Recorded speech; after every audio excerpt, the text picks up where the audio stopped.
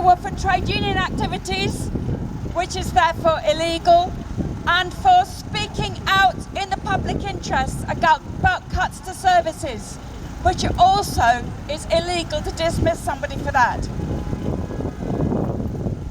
So I was dismissed, action was started against me within 6 days of me having gone to the Overview and Scrutiny Committee of our local council, invited by one of our local health campaigns, to talk about proposed cuts to our excellent local stroke service in the hospital.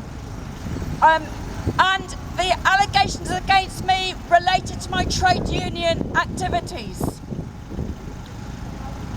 I'd worked in the hospital 26 years, building up my services, representing staff and fighting to save my hospital. My experience was traumatic. Being dismissed was traumatic. It was like a bereavement. So as soon as the action started against me, my local branch jumped into action and started a campaign.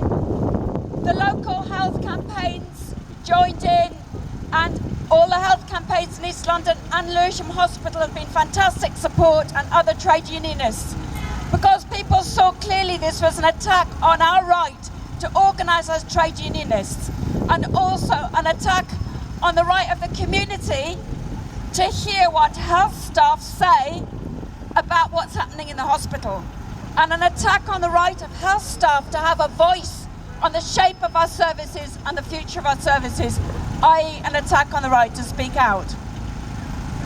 So, we had petitions, open letters delivered to the Trust, a statement read out at a Trust board meeting which was videoed and then that went viral, and a large number of people coming to support me at the tribunal. But what happened to me is part of a very dangerous trend, which is in which many trade union activists are being targeted as individuals for dismissal. Candy Edwin, a CPS rep at the National Gallery, dismissed. Max Watson, a fellow trade union branch, fellow UNISON branch secretary in London Met University, dismissed through redundancy after a strong campaign to stop mass redundancies for the rest of the staff. This action today that you're involved in, and all the actions of all of our campaigns, is part of a very powerful drive from the people against a climate of diktat, a climate that corporate power and corporate interests would like to see created in this country. A climate where trade union reps who are perceived to stand in the way of some agenda can be targeted as individuals, disciplined and dismissed.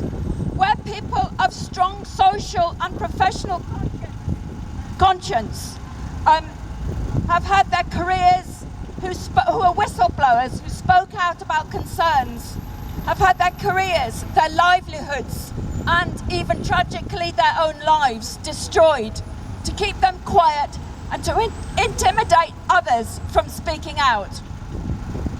So in my hospital we have seen the disastrous consequence of such an agenda and of meeting the deficit through at the expense of staff.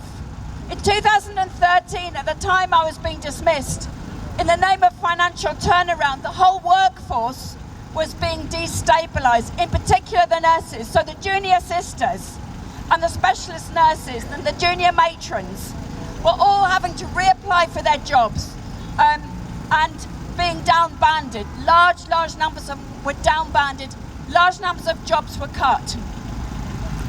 So many good people have left, and the Trust can't retain staff now.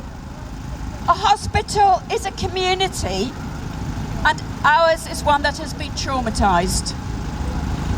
Now, in March 2015, the Care Quality Commission report was damning, and it's put our Trust into special measures, rating the hospital inadequate due to low staffing, over-dependency on agency staff, and a climate of bullying and intimidation against staff.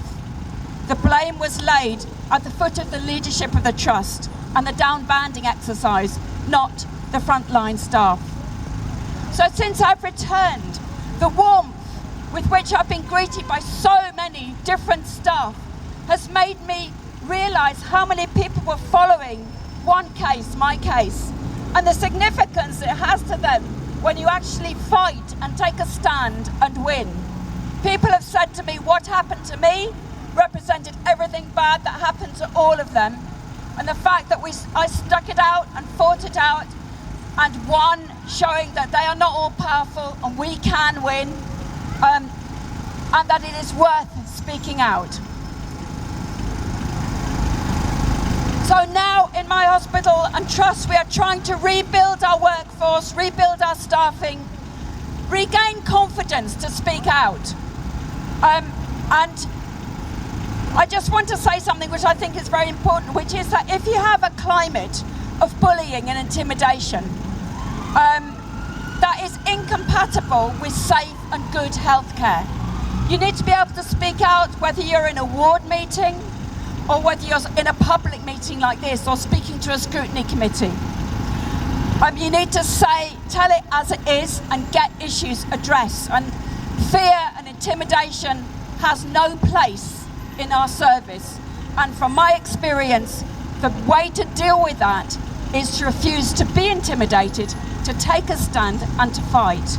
And you will get massive support. There's a lot of pressure on health workers and health staff not to speak out publicly.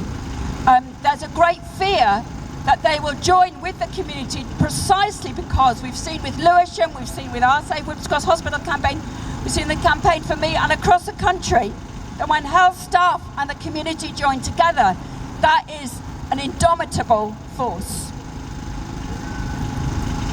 So, building health services, what I just want to say is, what takes a few months to destroy by management or government has taken many, many years to build in terms of health services. Building health services is a long-term thing, built by the vision, knowledge, commitment of individuals and of teams. And destroy that. Lose the people with this experience and commitment, and things don't listen to them, and things just don't work. Our fight is for the future of our healthcare and of our society, the kind of society we want. We are powerful, staff and community together, joining forces across London and across the country.